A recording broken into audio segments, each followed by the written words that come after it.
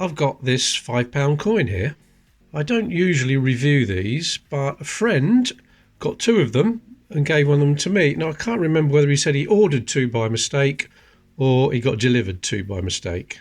But anyway, he gave me one of them. And he said you can keep it as long as you make a video about it.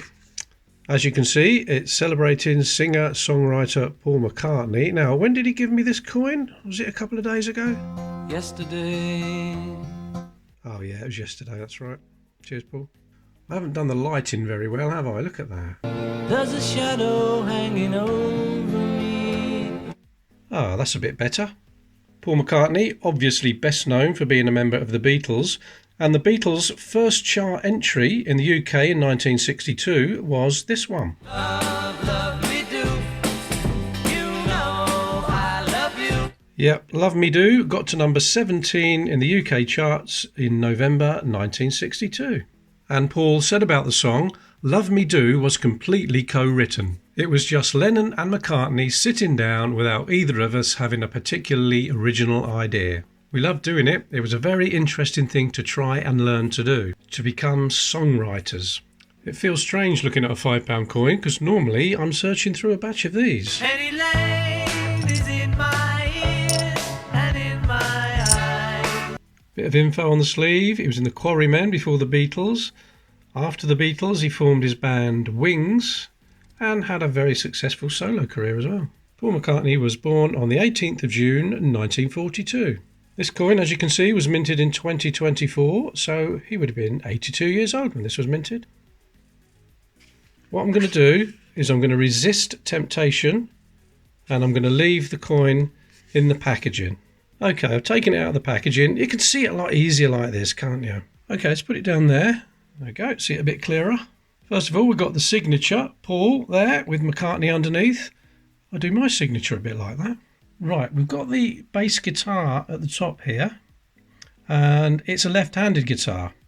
And I think you can tell that by this little rounded thing at the top here. If it was the other way around, that this rounded bit would be pointing down and the sharp bit pointing up, so I think that's how you can tell it's a left-handed guitar.